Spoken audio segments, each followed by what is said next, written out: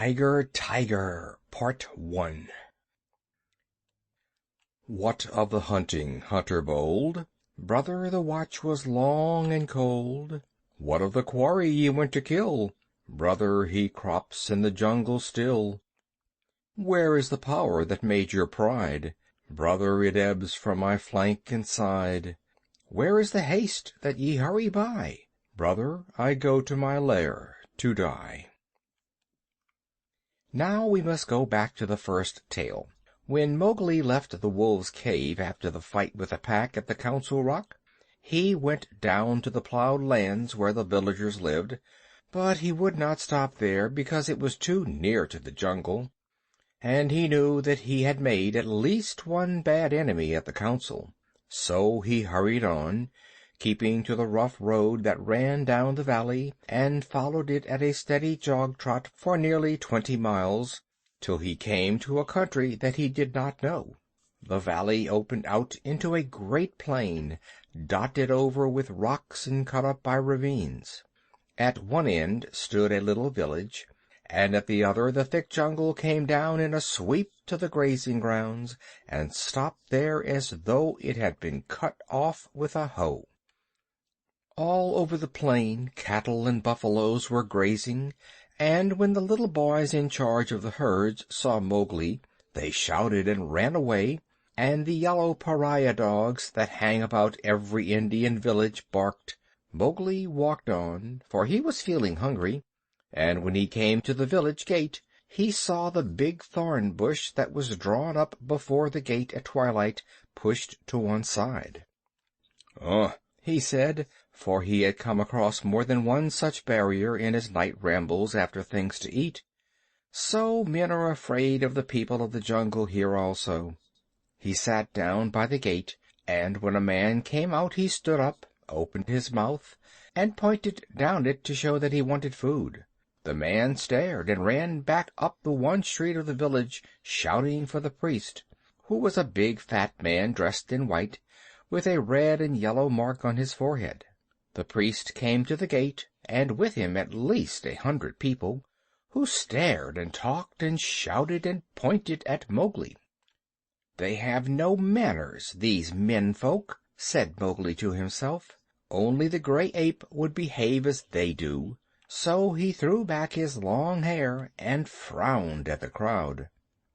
"What is there to be afraid of?" said the priest. "Look at the marks on his arms and legs. They are the bites of wolves. He is but a wolf-child run away from the jungle." Of course, in playing together the cubs had often nipped Mowgli harder than they intended, and there were white scars all over his arms and legs, but he would have been the last person in the world to call these bites, for he knew what real biting meant. "Ar, ar!" said 2 or 3 women together. "To be bitten by wolves, poor child! He is a handsome boy. He has eyes like red fire. By my honor, Messua, he is not unlike thy boy that was taken by the tiger." "Let me look," said a woman with heavy copper rings on her wrists and ankles, and she peered at Mowgli under the palm of her hand. "Indeed, he is not. He is thinner, but he has the very look of my boy."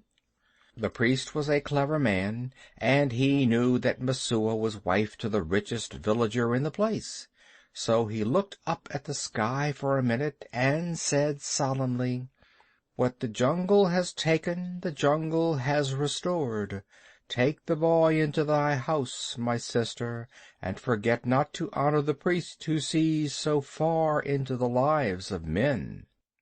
"By the bull that bought me," said Mowgli to himself, "but all this talking is like another looking over by the pack. Well, if I am a man I must become." The crowd parted as the woman beckoned Mowgli to her hut, where there was a red lacquered bedstead, a great earthen grain chest with funny raised patterns on it, half a dozen copper cooking pots, an image of a Hindu god in a little alcove, and on the wall a real looking glass, such as they sell at the county fairs. She gave him a long drink of milk and some bread, and then she laid her hand on his head and looked into his eyes, for she thought perhaps that he might be her real son come back from the jungle where the tiger had taken him. So she said, "Nathoo, oh Nathoo." Mowgli did not show that he knew the name.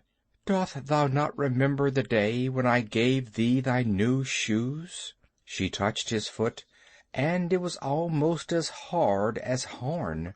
"No," she said sorrowfully, "those feet have never worn shoes. But thou art very like my Nathoo, and thou shalt be my son." Mowgli was uneasy because he had never been under a roof before. But as he looked at the thatch he saw that he could tear it out any time if he wanted to get away, and that the window had no fastenings. "What is the good of a man," he said to himself at last, "if he does not understand man's talk? Now I am as silly and dumb as a man would be with us in the jungle. I must speak their talk." It was not for fun that he had learned while he was with the wolves to imitate the challenge of bucks in the jungle and the grunt of the little wild pig. So as soon as Messua pronounced a word, Mowgli would imitate it almost perfectly, and before dark he had learned the names of many things in the hut. There was a difficulty at bedtime, because Mowgli would not sleep under anything that looked so like a panther trap as that hut, and when they shut the door he went through the window. "Give him his will," said Messua's husband. "Remember, he can never till now have slept on a bed. If he is indeed sent in the place of our son, he will not run away." So Mowgli stretched himself in some long clean grass at the edge of the field, but before he had closed his eyes a soft gray nose poked him under the chin. "Phew!" said Gray Brother. He was the eldest of Mother Wolf's cubs. "This is a poor reward for following thee 20 miles. Thou smellest of wood smoke and cattle, altogether like a man already. Wake, little brother, I bring news." "Are all well in the jungle?" said Mowgli, hugging him. "All except the wolves that were burned with the Red Flower. Now listen. Shere Khan has gone away to hunt far off till his coat grows again, for he is badly singed. When he returns he swears that he will lay thy bones in the Waingunga. There are 2 words to that. I also have made a little promise, but news is always good. I am tired tonight, very tired with new things, Gray Brother. But bring me the news always." "Thou wilt not forget that thou art a wolf? Men will not make thee forget?" said Gray Brother anxiously. "Never. I will always remember that I love thee and all in our cave, but also I will always remember that I have been cast out of the pack, and that thou mayest be cast out of another pack. Men are only men, little brother, and their talk is like the talk of frogs in a pond. When I come down here again, I will wait for thee in the bamboos at the edge of the grazing ground." For 3 months after that night Mowgli hardly ever left the village gate. He was so busy learning the ways and customs of men. First he had to wear a cloth round him, which annoyed him horribly, and then he had to learn about money, which he did not in the least understand, and about plowing, of which he did not see the use. Then the little children in the village made him very angry. Luckily the law of the jungle had taught him to keep his temper, for in the jungle life and food depend on keeping your temper, and when they made fun of him because he would not play games or fly kites, or because he mispronounced some word, only the knowledge that it was unsportsmanlike to kill little naked cubs kept him from picking them up and breaking them in 2. He did not know his own strength in the least. In the jungle he knew he was weak compared with the beasts, but in the village people said that he was as strong as a bull, and Mowgli had not the faintest idea of the difference that caste makes between man and man. When the potter's donkey slipped in the clay pit, Mowgli hauled it out by the tail, and helped to stack the pots for their journey to the market at Khanhiwara. That was very shocking, too, for the potter is a low-caste man, and his donkey is worse. When the priest scolded him, Mowgli threatened to put him on the donkey, too, and the priest told Messua's husband that Mowgli had better be set to work as soon as possible, and the village headman told Mowgli that he would have to go out with the buffaloes next day and herd them while they grazed. No one was more pleased than Mowgli, and that night, because he had been appointed a servant of the village, as it were, he went off to a circle that met every evening on a masonry platform under a great fig tree. It was the village club, and the headman and the watchman and the barber, who knew all the gossip of the village, and old Buldeo, the village hunter, who had a Tower musket, met and smoked. The monkeys sat and talked in the upper branches, and there was a hole under the platform where a cobra lived, and he had his little platter of milk every night, because he was sacred.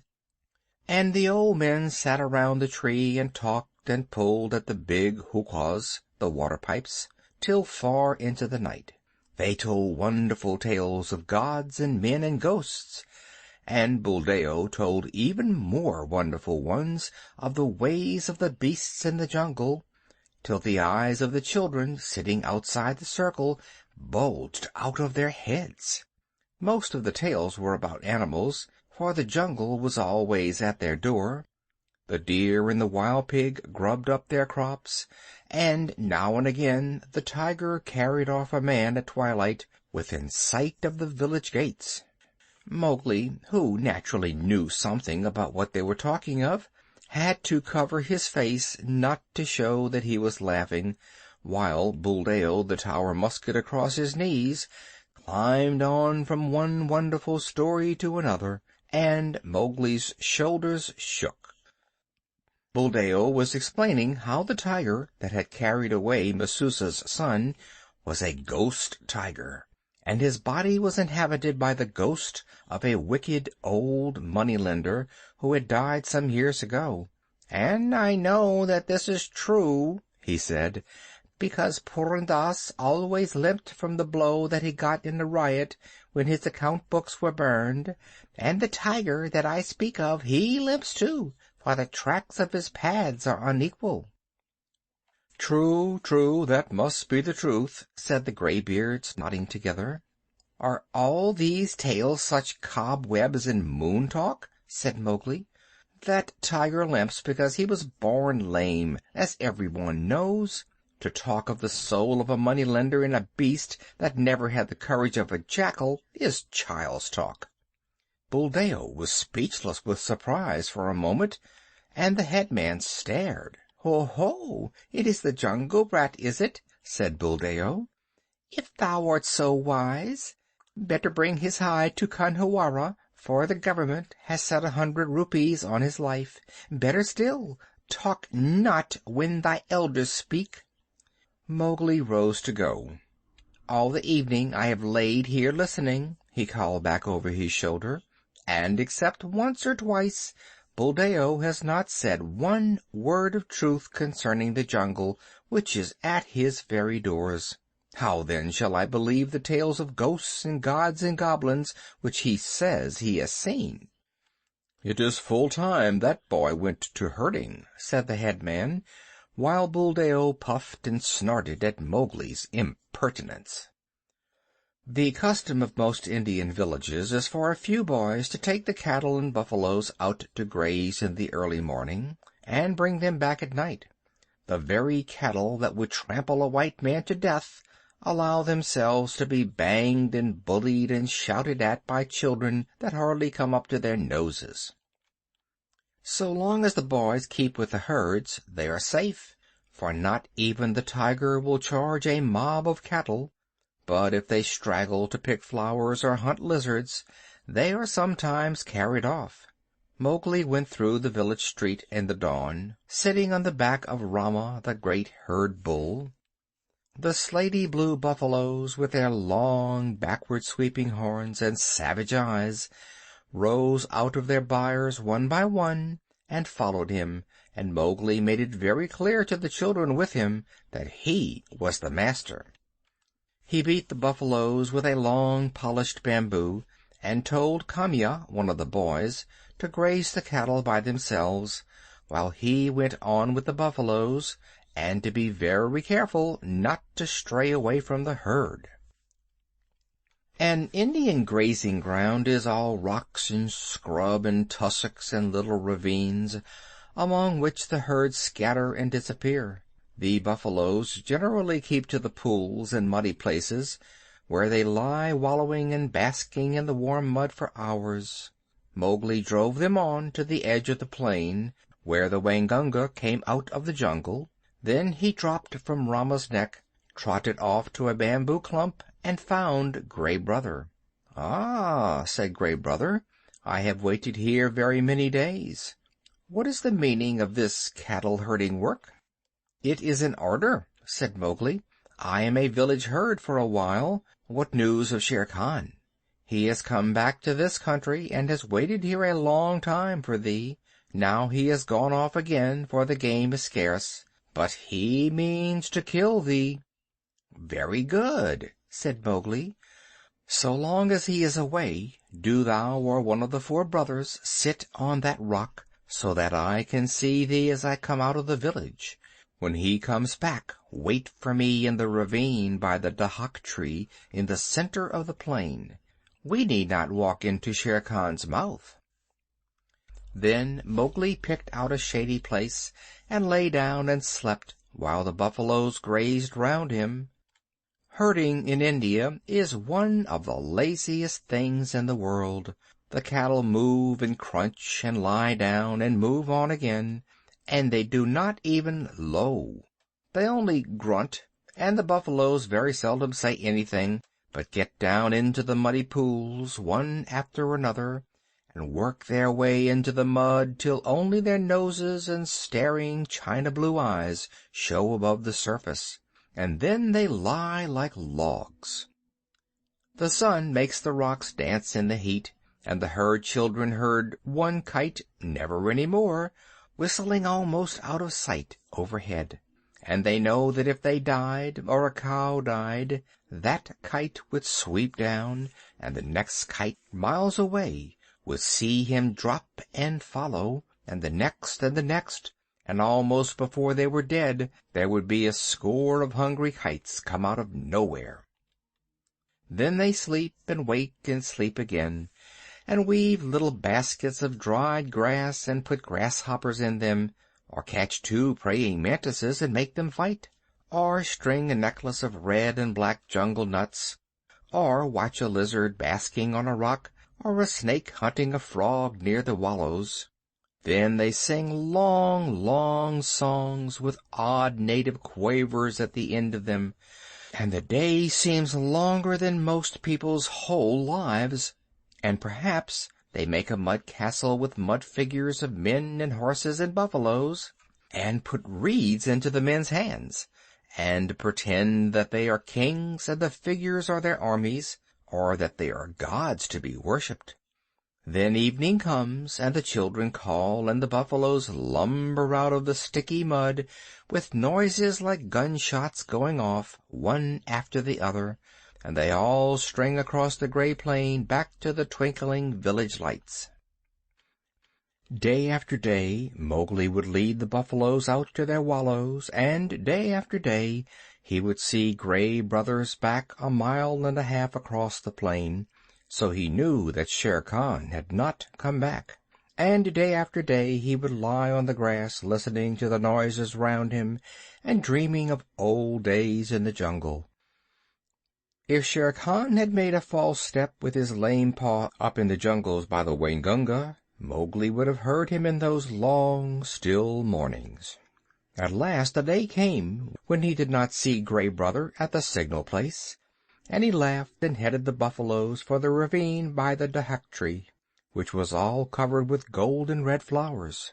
There sat Gray Brother, every bristle on his back lifted. He has hidden for a month to throw thee off thy guard. He crossed the ranges last night with Tabaqui, hot-foot on thy trail," said the wolf, panting. Mowgli frowned. "I am not afraid of Shere Khan, but Tabaqui is very cunning."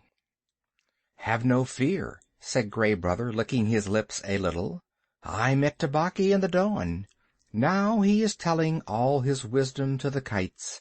But he told me everything before I broke his back. Shere Khan's plan is to wait for thee at the village gate this evening, for thee and for no one else. He is lying up now in the big dry ravine of the Waingunga." "Has he eaten today, or does he hunt empty?" said Mowgli, for the answer meant life and death to him. "He killed at dawn a pig, and he has drunk too. Remember, Shere Khan could never fast, even for the sake of revenge." "Oh, fool, fool! What a cub's cub it is! Eaten and drunk too, and he thinks that I shall wait till he has slept. Now where does he lie up? If there were but 10 of us, we might pull him down as he lies. These buffaloes will not charge unless they wind him, and I cannot speak their language. Can we get behind his track so that they may smell it?" "He swam far down the Waingunga to cut that off," said Gray Brother. "Tabaqui told him that, I know. He would never have thought of it alone." Mowgli stood with his finger in his mouth, thinking. "The big ravine of the Waingunga, that opens out on the plain, not half a mile from here. I can take the herd round through the jungle to the head of the ravine, and then sweep down. But he would slink out at the foot. We must block that end. Gray Brother, canst thou cut the herd in two for me?" "Not I, perhaps, but I have brought a wise helper." Gray Brother trotted off and dropped into a hole. Then there lifted up a huge gray head that Mowgli knew well, and the hot air was filled with the most desolate cry of all the jungle, the hunting howl of a wolf at midday. "Akela! Akela!" said Mowgli, clapping his hands. "I might have known that thou wouldst not forget me. We have a big work in hand. Cut the herd in two, Akela. Keep the cows and calves together, and the bulls and the plow buffaloes by themselves." The 2 wolves ran, ladies' chain fashion, in and out of the herd, which snorted and threw up its head, and separated into 2 clumps. In one the cow buffaloes stood with their calves in the center, and glared and pawed, ready, if a wolf would only stay still, to charge down and trample the life out of him. In the other, the bulls and the young bulls snorted and stamped, but though they looked more imposing, they were much less dangerous, for they had no calves to protect. No 6 men could have divided the herd so neatly. "What orders?" panted Akela. "They are trying to join again." Mowgli slipped on to Rama's back. "Drive the bulls away to the left, Akela. Gray Brother, when we are gone, hold the cows together and drive them to the foot of the ravine." "How far?" said Gray Brother, panting and snapping. "Till the sides are higher than Shere Khan can jump," shouted Mowgli. "Keep them there till we come down." The bulls swept off as Akela bayed, and Gray Brother stopped in front of the cows. They charged down on him, and he ran just before them to the foot of the ravine as Akela drove the bulls far to the left. "Well done! Another charge and they are fairly started. Careful now, careful, Akela. A snap too much and the bulls will charge. Hujah! This is wilder work than driving Black Buck. Didst thou think these creatures could move so swiftly?" Mowgli called. I have hunted these, too, in my time," gasped Akela in the dust.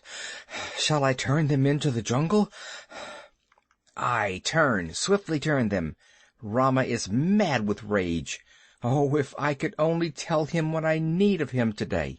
The bulls were turned to the right this time, and crashed into the standing thicket.